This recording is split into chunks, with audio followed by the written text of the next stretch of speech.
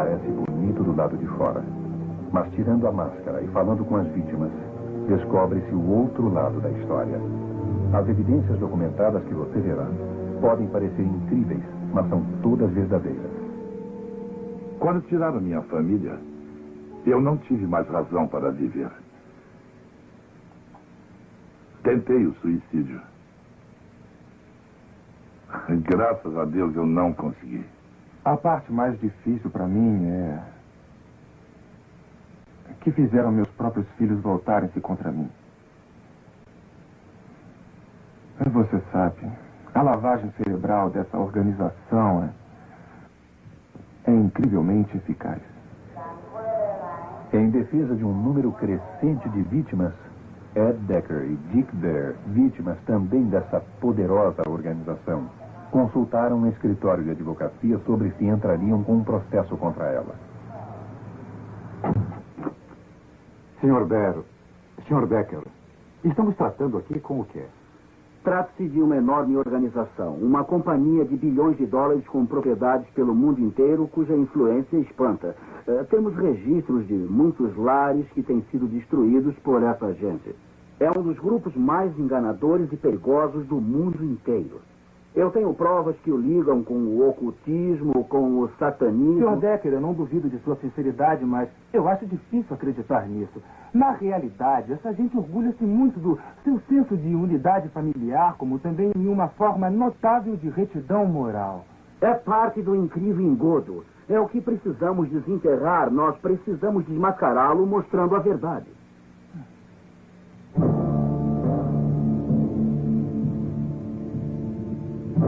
O lado oculto do mormonismo. Uma distribuição Comets. Versão brasileira Herbert Richards. Cidade do Lago Salgado, Utah, meca do mormonismo. Uma das religiões mais ricas do mundo e que cresce tanto que tem mais de 6 milhões de membros pelo mundo. Para o mundo lá fora, a Igreja Mórmon mostra uma imagem familiar bem cuidada. Destacam a união da família, um relato inspirador e elevados padrões morais.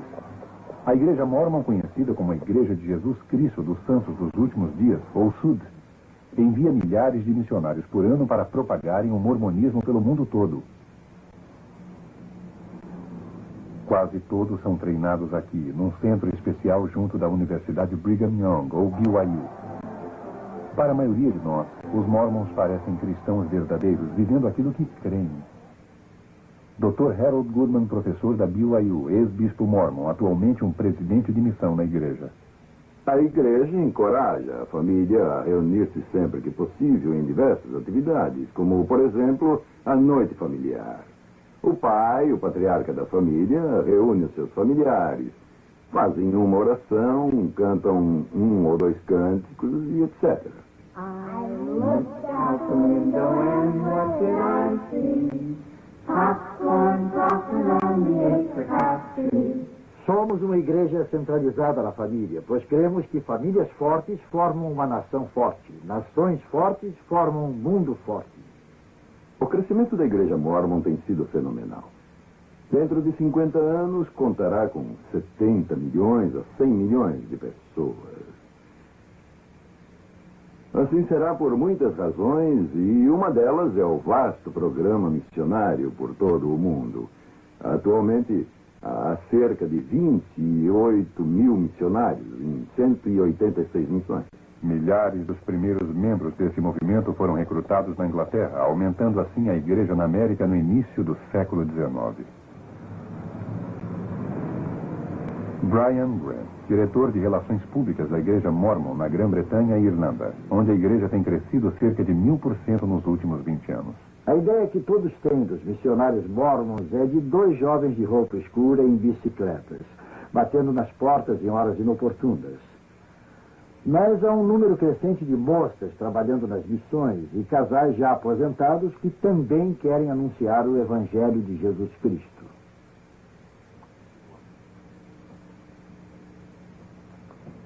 Muita gente tem se unido à igreja, creio que é por causa dos princípios do Evangelho, que os faz entender quem são, quem foram e o que poderão vir a ser. Jim e eu viemos de famílias cristãs bem sólidas. Conhecemos o mormonismo através de um dos sócios de Jim. Eu sempre tive a ideia de que um mormon era alguém que andava vestido de preto e tinha 16 mulheres. O que não é verdade, é claro. Essa gente parece cristã. Todos os cristãos que tenho conhecido possuem esses mesmos atributos. São gentis, bons, amorosos, voltados para a família. Tudo quanto eles fazem gira em torno da religião. O povo da igreja mormon é tão amigável. Eles me conquistaram através de seus bailes. Os meninos da escola me animavam dizendo: que bom você está vindo para a igreja mormon. Me fizeram entrar na igreja através de seu programa social, que é fabuloso, com aquela sua atmosfera familiar. Minha família foi destruída, então entrei direto. Os jovens certamente são a força da igreja no futuro. Por isso, temos classes para os jovens aos domingos. Há eventos atléticos para a nossa juventude. E encontros sociais, onde eles se divertem, dançam.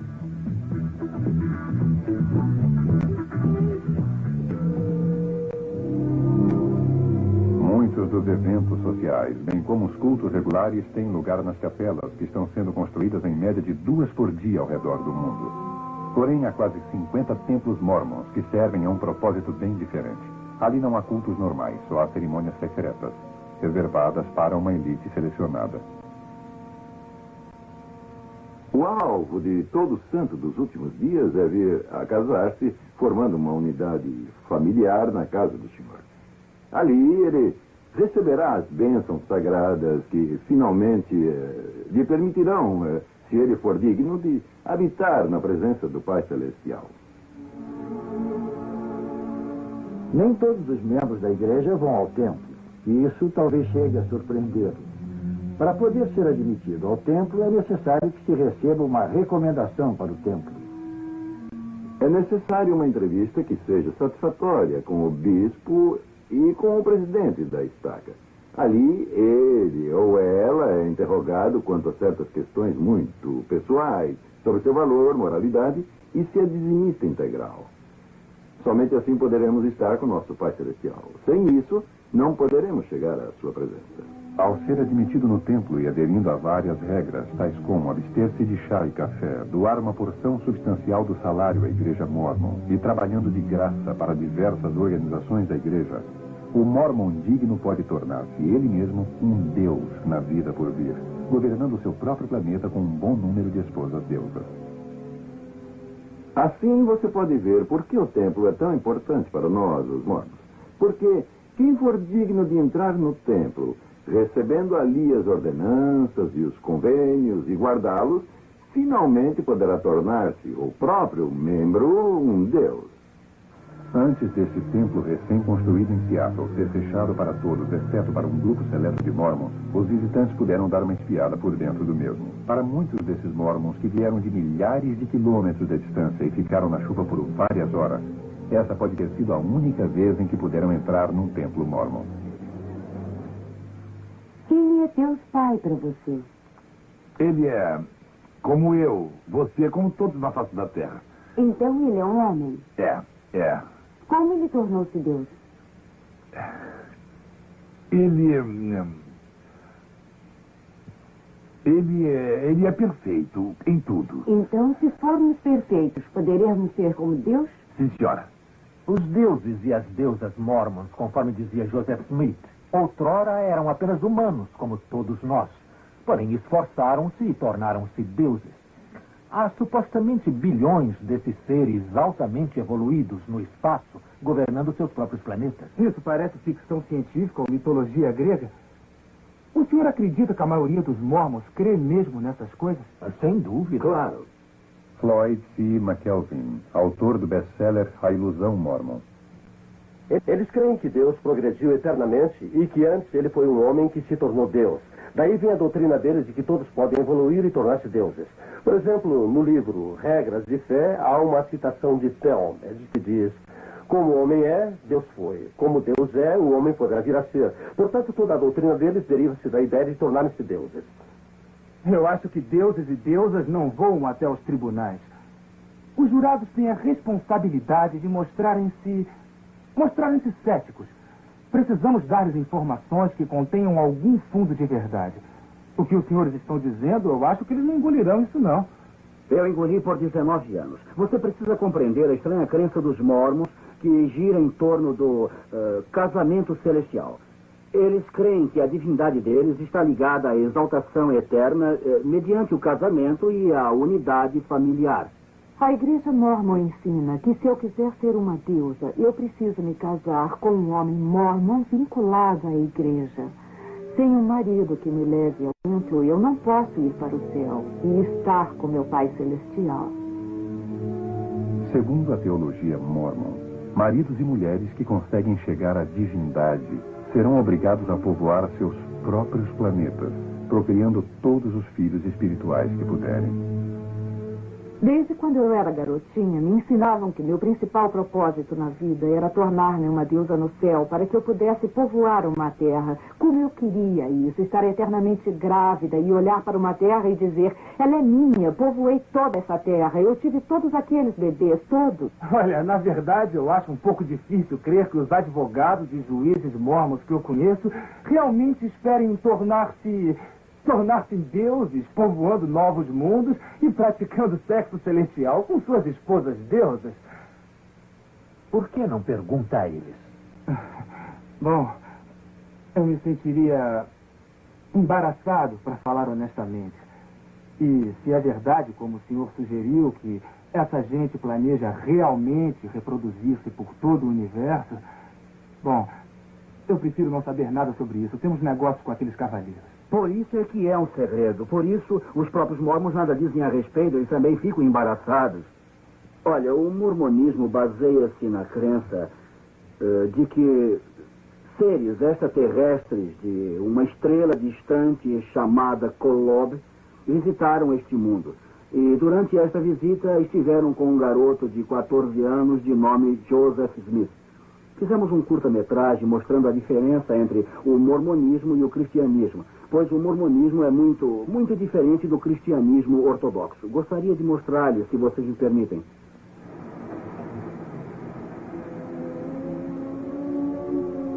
O mormonismo diz que incontáveis planetas espalhados pelo cosmos são governados por muitíssimos deuses, que antes foram seres humanos como nós. Há muito tempo, num desses planetas, um deus não identificado e uma de suas esposas deusas tiveram um filho espiritual chamado Elohim. Depois, esse espírito nasceu de pais humanos, que lhe deram um corpo físico. Obedecendo ao ensino mormon, morrendo e ressuscitando, ele mostrou-se ser digno e foi elevado à divindade como seu pai. Os mormons creem que Elohim é seu pai celestial e que ele vive com suas muitas esposas deusas num planeta próximo da misteriosa estrela Kolob. Aqui, o deus do mormonismo e suas esposas, mediante interminável sexo celestial, produzem bilhões de filhos espirituais. Para decidir sobre o destino deles, o chefe dos deuses mormons convocou um conselho nos céus. Estavam presentes os dois filhos mais velhos de Elohim, Lúcifer e seu irmão, Jesus. Foi exposto um plano para formar o planeta Terra, onde os filhos espirituais tomariam corpos mortais e distinguiriam entre o bem e o mal. Lúcifer apresentou-se para tornar-se o salvador deste mundo. Querendo a glória para si, planejou forçar todos a se tornarem deuses. Opondo-se à ideia, o Jesus mormon sugeriu dar aos homens o livre-arbítrio como em outros planetas. E foi aprovada a proposta do Jesus mormon, que se tornaria o salvador do planeta Terra. Furioso, Lúcifer convenceu um terço dos espíritos destinados à Terra para lutarem como seus aliados. Lúcifer, então, tornou-se o diabo e seus seguidores os demônios. Enviados a este mundo, não teriam corpos de carne e ossos. Os espíritos que não foram valentes na batalha contra Lúcifer foram amaldiçoados, nascendo com pele negra. Assim os mormons explicam a raça negra. Os espíritos mais valentes contra Lúcifer nasceriam em famílias mórmons na Terra. Seriam pessoas de pele branca, ou claros e agradáveis, segundo descreve o Livro de Mórmon. Os primeiros profetas mórmons diziam que Elohim e uma de suas esposas deusas vieram à Terra como Adão e Eva iniciar a raça humana. Milhares de anos depois, Elohim veio novamente à Terra, em forma humana, vindo de sua estrela Colobe, para fazer sexo com a Virgem Maria, a fim de dar a Jesus um corpo físico. O apóstolo mórmon Orson Hyde ensinou que Jesus, ao atingir sua maturidade, teve pelo menos 3 esposas: Maria, Marta e Maria Madalena. Por meio delas, o Jesus mórmon, de quem Joseph Smith dizia ser descendente direto, supostamente já era o pai de alguns filhos antes de ser crucificado. Segundo o Livro de Mórmon, após a sua ressurreição, Jesus veio às Américas pregar aos índios, os quais os mórmons creem ser realmente israelitas. Então, o Jesus mórmon estabeleceu a sua igreja nas Américas, tal como já fizera na Palestina.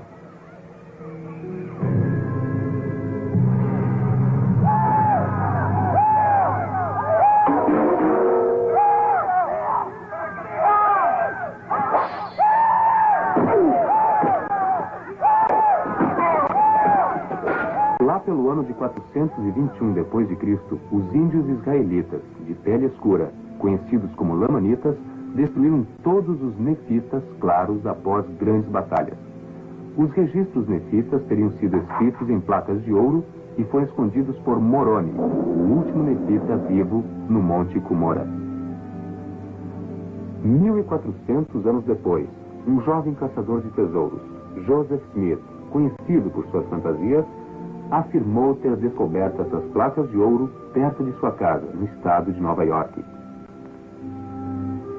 Hoje ele é honrado pelos mórmons como um profeta, pois afirmou haver recebido visões do mundo espiritual, nas quais lhe foi mandado organizar a igreja mórmon, pois todos os credos cristãos eram uma abominação.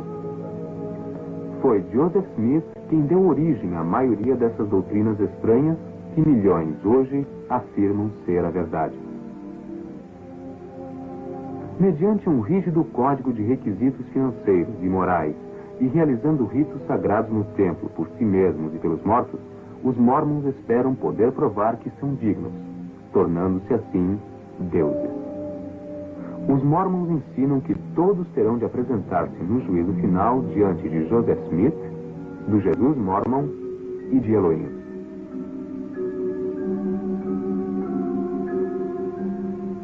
Os mórmons, que foram selados na cerimônia de casamento eterno, esperam tornar-se deuses polígamos no reino celestial, governando outros planetas, criando novas famílias eternamente. Os mórmons são gratos a Deus por Joseph Smith, que dizia ter ele feito mais para preservar a igreja do que qualquer outro homem, inclusive Jesus Cristo. Os mórmons creem que ele morreu como um mártir, vertendo seu sangue por nós para sermos deuses também. Deuses vindos de Colob. Parece Von Däniken ou A Guerra nas Estrelas. Eu sei que é estranho, eu sei que, como ser finito, jamais poderei me tornar um Deus infinito. É absurdo. E foi aí que parei de crer nisso, mas minha esposa não queria nem falar a esse respeito. Ela teve que se divorciar de mim para se casar com outro homem que procurasse chegar à divindade. Ou ela não poderia tornar-se uma deusa. A igreja mórmon pressiona as pessoas para divorciarem-se dos seus cônjuges se por acaso não atingirem os padrões dessa igreja. E também as pressiona a se casarem com outros que estejam tentando chegar à divindade? A minha motivação deriva-se, pelo menos em parte, da minha experiência pessoal. Eu me lembro do meu bispo me aconselhando a divorciar-me da minha esposa. E eu vi os meus 5 filhos que eu criara na igreja mórmon serem tirados de mim. E atravessei vários e vários anos procurando uma reconciliação. Eu conheço centenas de famílias cujas histórias parecidas com a minha partiriam o seu coração. Greg e Jolene, divorciados por causa da igreja Mormon e depois casados de novo. Ele foi criado como cristão e eu como Mormon. Tínhamos um ótimo relacionamento, mas tudo sempre voltava ao mormonismo. Eu tinha que convertê-lo de algum modo. Após 2 anos e meio de muito tentar, eu desisti e fui aconselhada a divorciar-me dele. Os líderes da igreja entenderam que meu marido nunca aceitaria os padrões da igreja ou a palavra de sabedoria e nem queria estar ativo no sacerdócio. Assim, julgaram que o divórcio seria bom e aceitável para mim e encorajaram o divórcio. Na segunda visita ao conselheiro, ele repassou o que lhe havíamos dito e ele comentou: algumas pessoas jamais deveriam casar.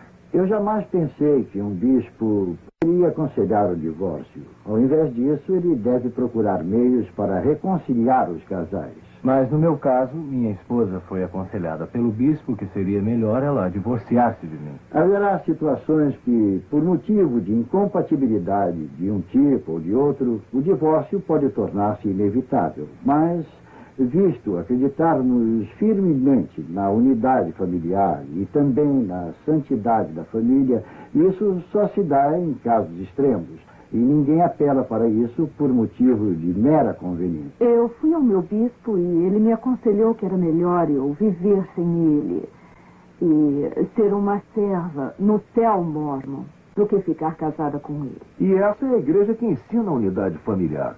Mas destruíram meu casamento. Senhor, isso não está ajudando o caso. Essa gente tem a liberdade religiosa de crer no que bem quiser. Mas por que teriam a liberdade de separar famílias e de destruir vidas? A pressão sobre a mulher mormon é incrível. Elas devem ser perfeitas. Elas juram total obediência aos seus maridos no templo mormon. Há todo um serviço de psiquiatria cuidando da depressão das mulheres mormons. Eu tenho uma amiga que é enfermeira psiquiátrica e ela me perguntou: por que há tantas mulheres mormons em minha ala? O quê? O que é isto? Creio que isso se deve ao fato de ser impossível a uma mulher mormon viver segundo os padrões impostos. Elas devem ser perfeitas para poderem ser exaltadas com os seus maridos. Creem que nem sairão da sepultura se seus maridos não a chamarem na manhã da primeira ressurreição. E se ela quiser chegar à exaltação, para a mulher mormon o céu consiste em ficar grávida por toda a eternidade. Um bebê espiritual após o outro. Como mulher mormon, a minha vida chegou a um ponto em que as coisas não andavam nada boas. Todo o meu tempo era gasto fazendo aquilo que os líderes mormons diziam-me para fazer.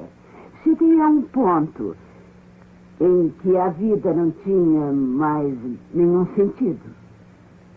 Sandra Tanner, ex-mormon, autora, pesquisadora, considerada uma das maiores autoridades sobre o mormonismo. Utah tem um índice de divórcio acima da média nacional. A média de suicídio é muito maior que a média nacional.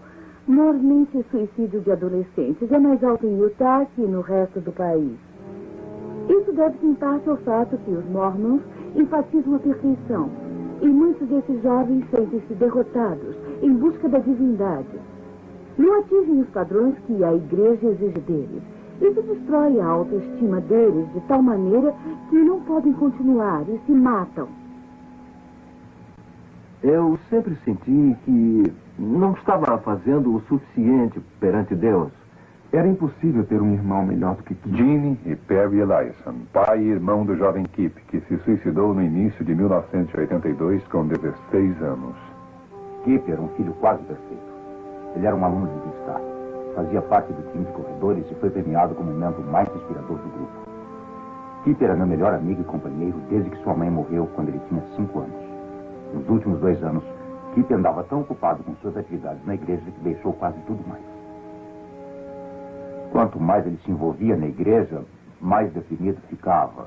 Eu me sentava ao seu lado e discutia esse problema com ele para descobrir o que o preocupava. Então ele revelou que tinha sensações sexuais em conflito direto com os ensinos da igreja. Quando Kip recebeu conselhos, eles só fizeram reforçar os ensinos da igreja o que diminuiu mais o seu senso de valor pessoal. Sei pelo que Kip estava passando. Também fui entrevistado, como ele foi. A pressão era grande para eu esforçar-me para ser digno e perfeito o tempo todo. O problema é que Kip levou a questão muito a sério. A Igreja Mormon, com seus belos anúncios na revista Seleções, gostaria que crêssemos que ela é cristã de ponta a ponta. Mas quem está de fora não vê como quem está por dentro. Na Igreja Mormon, o próprio livro de Mormon chama os cristãos de prostituta de toda a terra. A cerimônia do templo zomba dos pastores cristãos, representando-os como mercenários de Satanás. Quando entrei para a igreja, eu comecei a indagar. Não era a mesma coisa. Não era cristã, como diziam a minha mãe e a mim. Não era certo. Todo o que crê em Cristo é um cristão. Acreditamos que somos cristãos acima de todas as outras denominações, por termos tantas informações reveladas sobre o nosso Redentor, nosso Salvador, Jesus, o Cristo. Os mormons são instruídos a usar a terminologia cristã quando falam com convertidos em potencial. Palavras como Deus, Jesus e salvação têm sentidos diferentes para os mormons e que os de fora desconhecem. Você pensa que o mormonismo é cristão? Sim, cremos em Deus, o Pai Eterno, em seu Filho Jesus Cristo e no Espírito Santo. Há muitos que possuem só uma parte do Evangelho de Jesus Cristo. A Igreja de Jesus Cristo, dos Santos dos Últimos Dias, tem todo o Evangelho em sua plenitude total. A primeira visão de Joseph Smith é a pedra angular da Igreja Mormon, mas há 9 versões da mesma, cada qual contradizendo a outra. Os líderes mormons ocultam de propósito a verdadeira história da religião deles, porque sabem que as pessoas nunca creriam que ela veio de Deus se vissem como os retalhos foram sendo costurados. Nas suas narrativas não publicadas, vemos que Joseph Smith primeiro disse que somente Jesus lhe aparecera. Na segunda vez ao escrever sua história, anos mais tarde, disse que muitos anjos lhe haviam aparecido, e alguns anos depois afirmou que 2 seres é que lhe apareceram. Ele mudou a data, mudou sua idade, mudou seus motivos, por qual razão for orar no bosque, mudou quem estava ali, mudou igualmente a mensagem que lhe deram. Se ele estivesse narrando de fato uma experiência autêntica, saberia dizer se quem ele viu foi Deus, ou se foi Jesus, ou se foram ambos, qual era a mensagem quando tudo sucedeu. Mas ele ficou modificando a sua história. Se você fosse testemunha de um acidente e alguém lhe pedisse para contá-lo e você desse 3 versões tão divergentes quanto essas, as pessoas diriam que você não foi testemunha coisa nenhuma. A Igreja Mormon vive mudando as suas escrituras e as mudanças são incríveis. Há milhares delas. Há pouco tempo canonizaram a secção 137 do livro Doutrina e Convênios. Quando ali, eu percebi que havia omitido mais de 200 palavras da revelação original de Joseph Smith. Mas por que a igreja omitiu essas 200 palavras? Porque contém 3 revelações totalmente falsas, profecias de Joseph Smith. Joseph Smith disse que a Lua era habitada por pessoas vestidas como os Quakers, que chegavam até aos 1000 anos de idade. E Brigham Young acrescentou quando disse que não só a Lua era habitada, mas que o Sol também era. Creio que algumas das literaturas decididamente mais anti-mormons, se assim quisermos chamá-las, são as próprias publicações da Igreja Mormon. Se eu cresce que Joseph Smith e Brigham Young foram profetas do Deus vivo, eu teria de ser polígamo. A doutrina deles ensina que não há vida eterna sem um relacionamento polígamo. Thelma Geer, escritora, conferencista, ex-mormon declarada, bisneta do assassino mormon condenado John D. Lee. Sentada perto da lareira, lembro-me bem de meu bisavô, John D. Lee, que foi o pioneiro mormon, guarda-costas de Joseph Smith e Brigham Young, quando visitavam secretamente suas numerosas esposas. Recordo-me, meu bisavô tinha 19 esposas e 64 filhos. Emma Smith, esposa de Joseph, foi admoestada na Doutrina e Convênios a ser obediente ao mandamento, aceitando as outras esposas de Joseph Smith, pois, do contrário, seria destruída. Este diário narra como Joseph enganava sua esposa para praticar a poligamia. Como ele teve que prometer a Emma que deixaria todas as outras esposas por amor a ela. Mas disse ao seu amigo, eu tive que dizer isso a ela, eu não falei para valer. Hoje em Utah, há aproximadamente 30 mil casamentos polígamos. São os fundamentalistas que creem que Brigham Young era um profeta de Deus e que essa seção de doutrina e convênios é verdadeira e que eles não podem anular esse pacto eterno com Deus por alguma lei do país. A Igreja Mormon oculta propositalmente de seus membros os registros de seus primeiros líderes, de seus antigos documentos, de suas primeiras publicações. Ron Prentice, gerente da Seventh East Press, jornal publicado por jovens mormons que querem reformar a igreja desmascarando sua simulação. Os itens mais controvertidos do jornal dizem respeito à história da igreja, à teologia e à desonestidade dos administradores no trato com os estudantes. Há muita coisa nesses registros da igreja.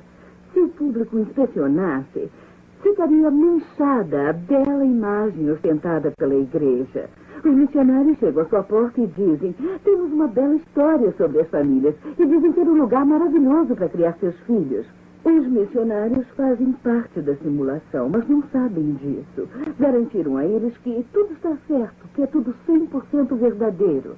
Pensam que os registros são públicos, não sabem que não poderiam ir a Utah para verem pessoalmente os documentos.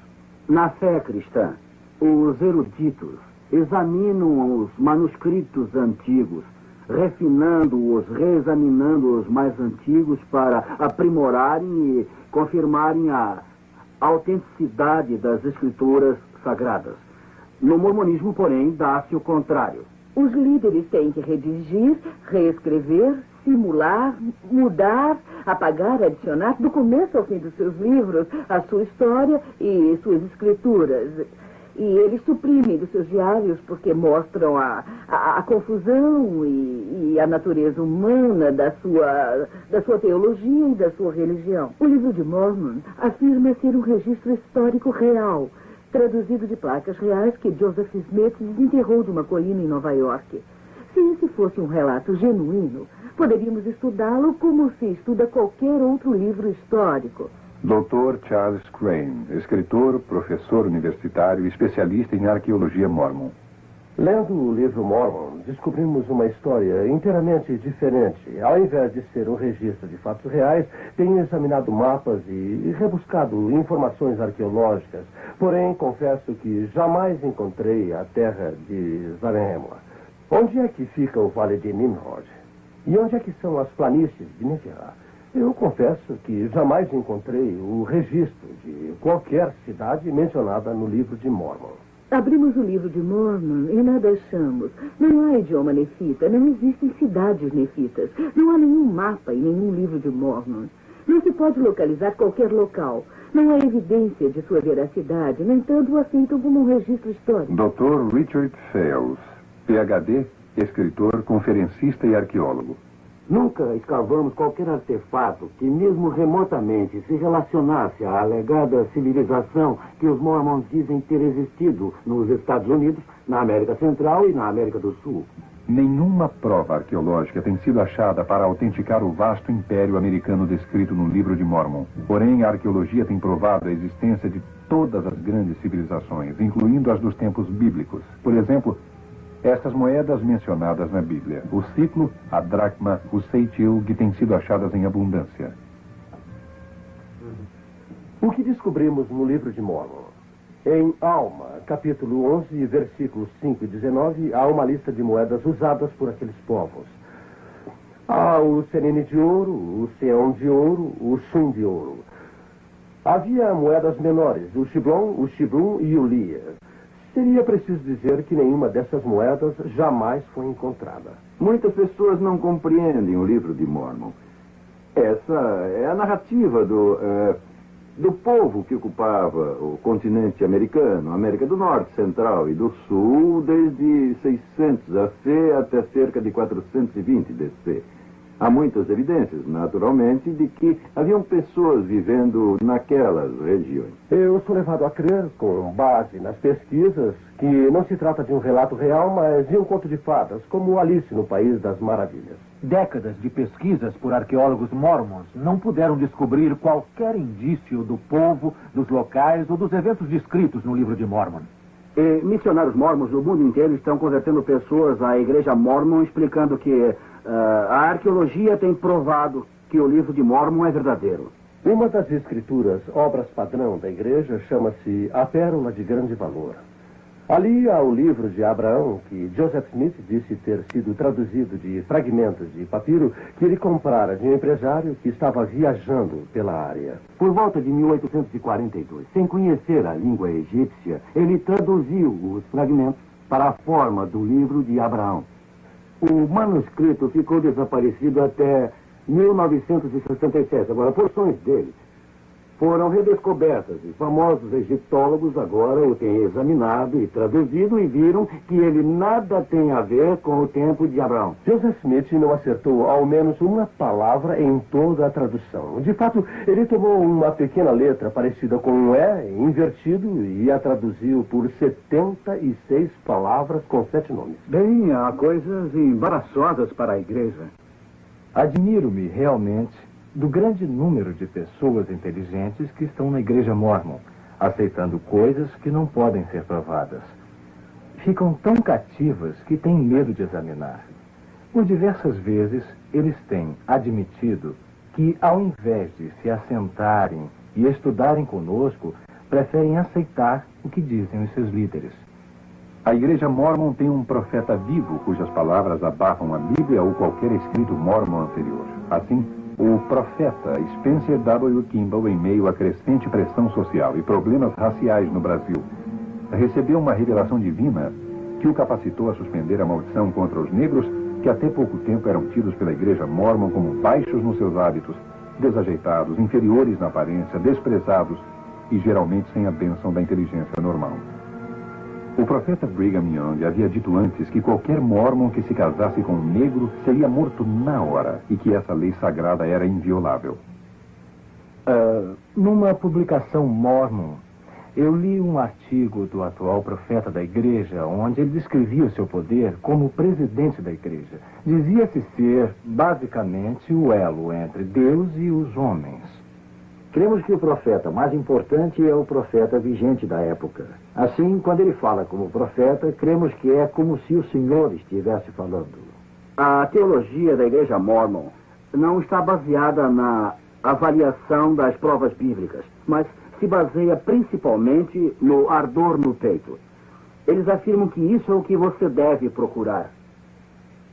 Quando os missionários mormons chegam à casa de alguém falando sobre o livro de Mormon ou sobre o profeta Joseph Smith, pedem que a pessoa ore para receber o ardor divino no peito que eles têm.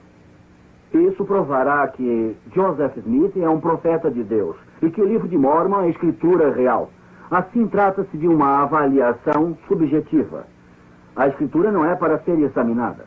Eles nos encorajam a ler o livro de Mormon. E não a ler a Bíblia, mas sim a orar para sabermos se o livro de Mormon diz mesmo a verdade.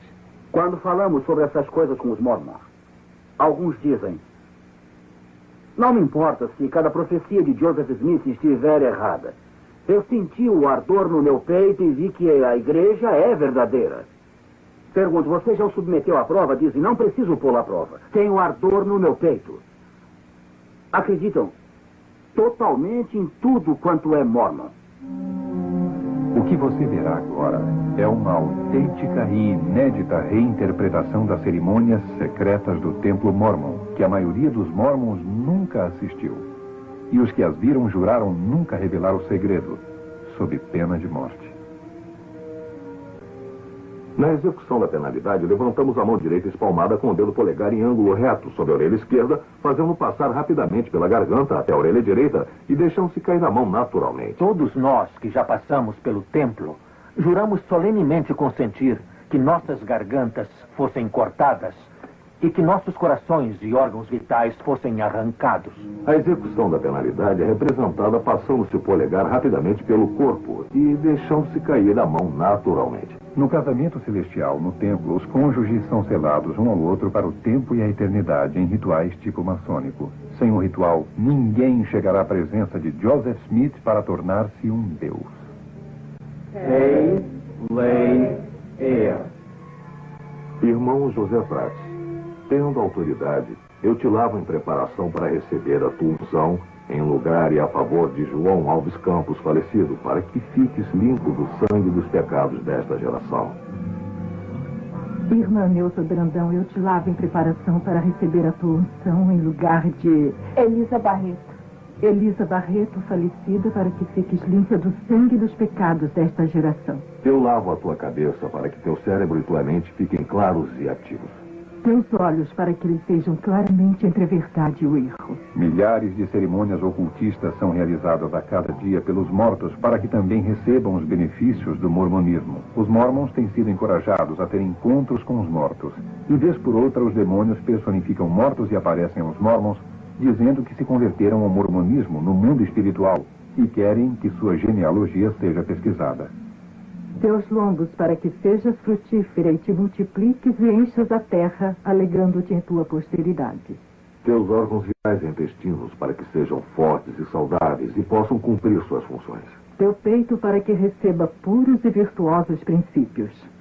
Nosso profeta vivo disse-nos que a igreja tem 3 propósitos. Um é proclamar o evangelho de que temos falado. O outro propósito é aperfeiçoar a vida dos santos. E o terceiro é redimir os mortos. Consequentemente, ocupamos-nos na pesquisa de nomes e lugares de nascimento de nossos familiares, bem como de todas as pessoas possíveis. Uma grande característica que distingue a Igreja Mórmon de todas as grandes religiões é seu fanático programa de evangelizar os mortos. A Igreja Mórmon opera o maior centro genealógico do mundo, com mais de 600 funcionários, que ficam classificando e catalogando recenseamentos, registros, documentos e testamentos. Esta informação é microfilmada e guardada aqui, 32 quilômetros fora da cidade do Lago Salgado.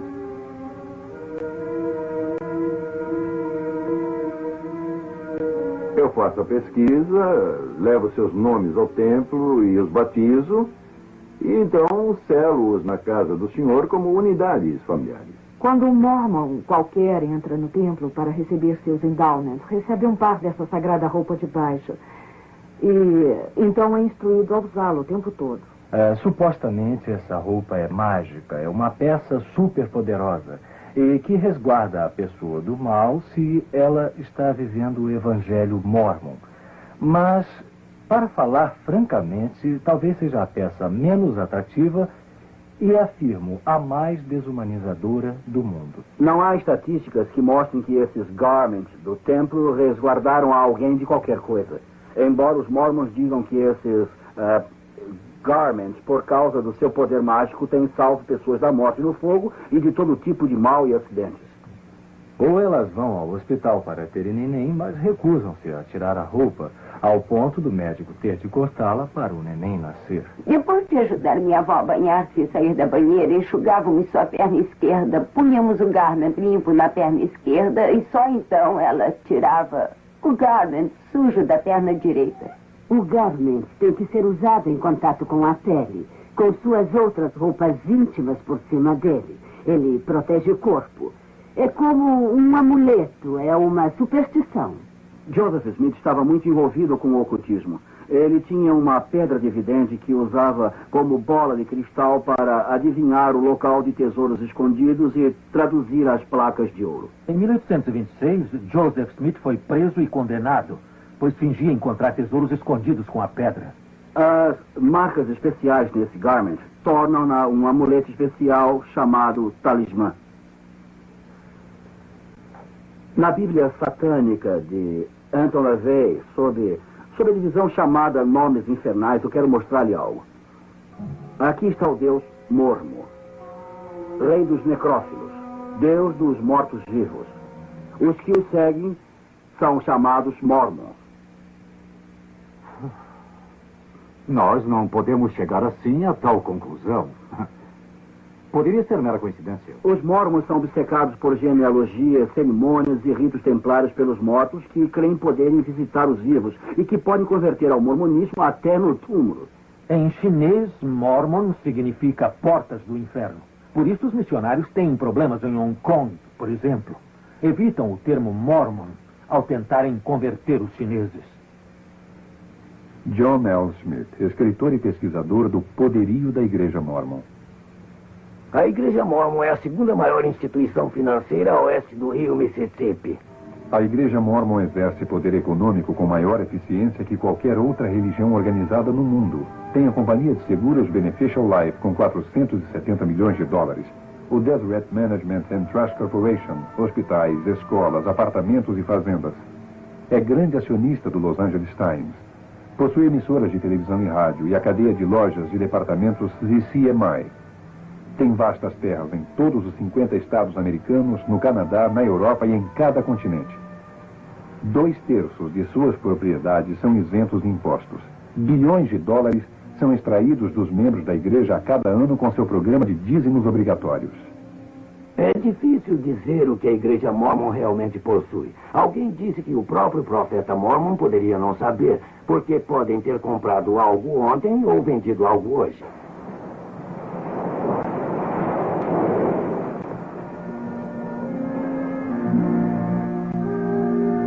Os Mormons têm uma enorme parte do Havaí. São uma das principais instituições financeiras da região.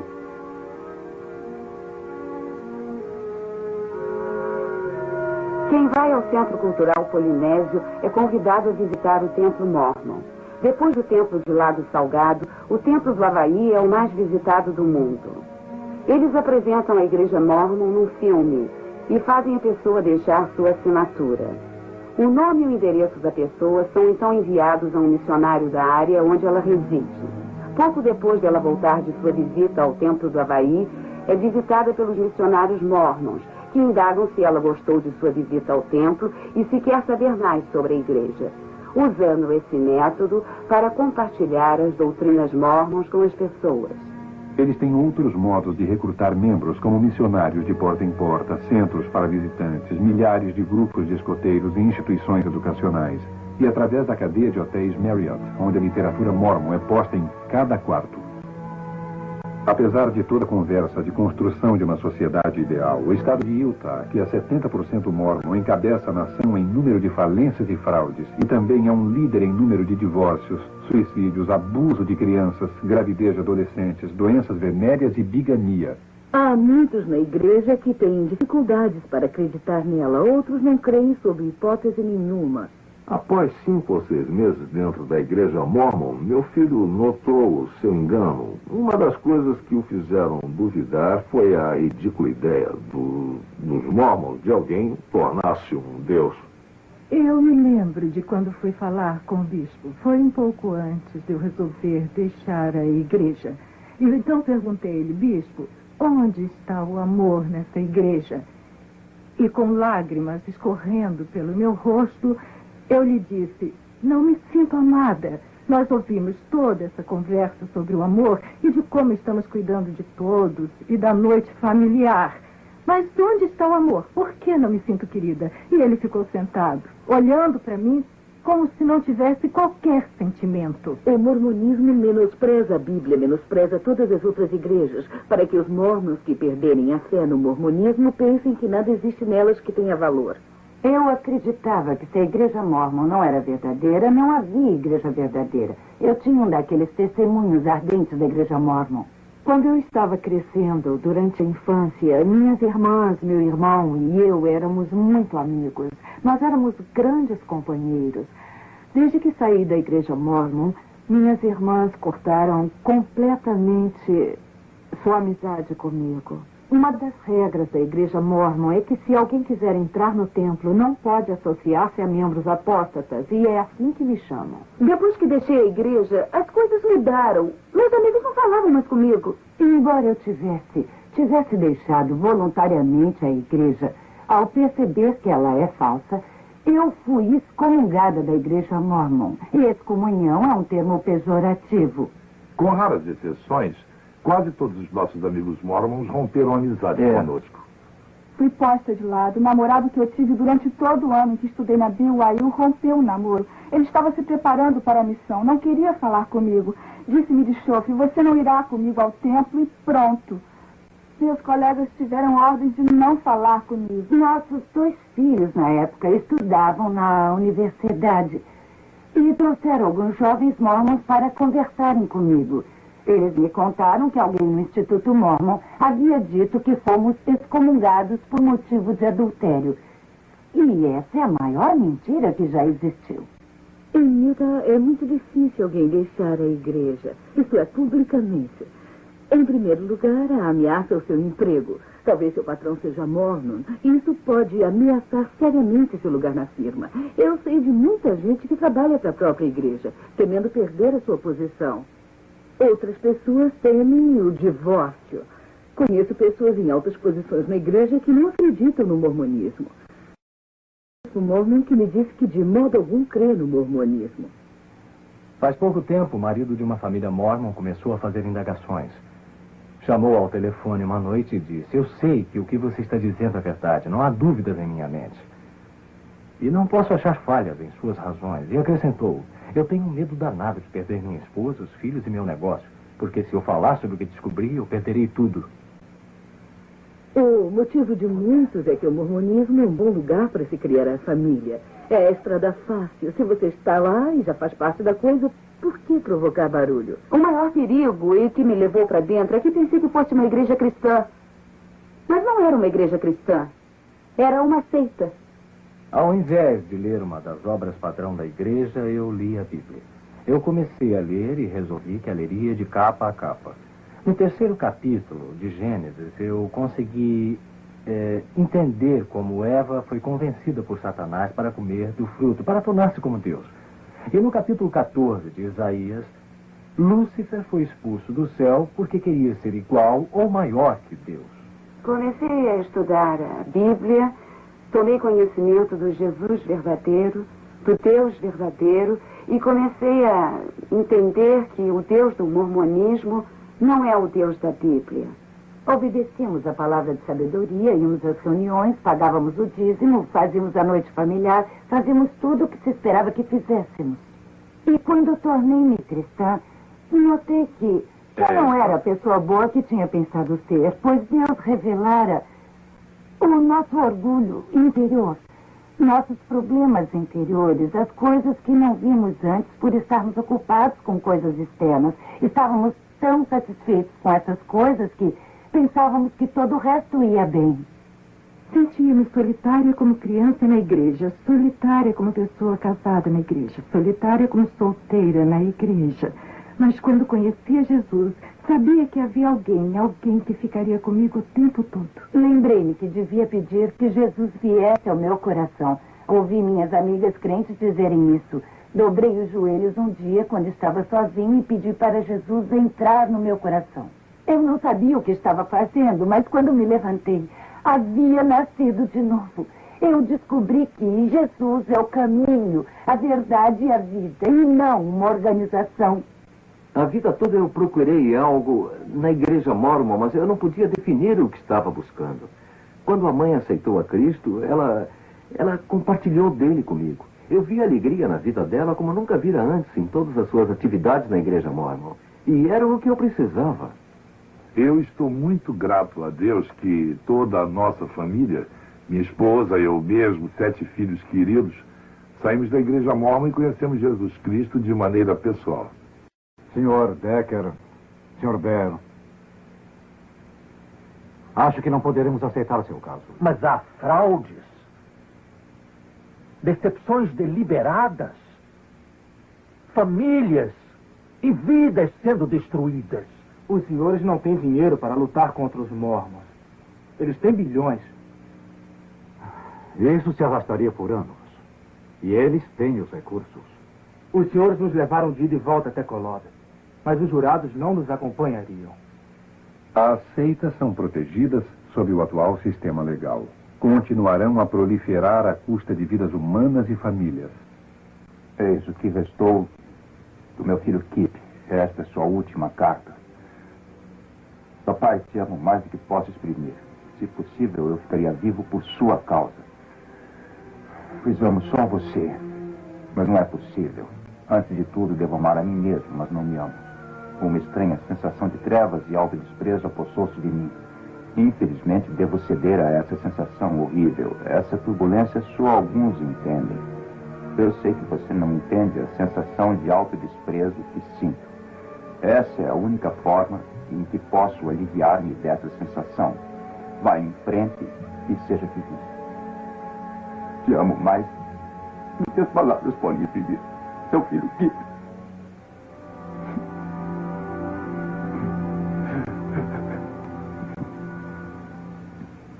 Se deixasse hoje, o que sentiria mais? Deixasse o quê? A igreja. A igreja? Deixasse a igreja? Eu prefiro morrer. Olá, boa tarde, senhora. Gostaríamos de falar sobre a Igreja de Jesus Cristo dos Santos dos Últimos Dias.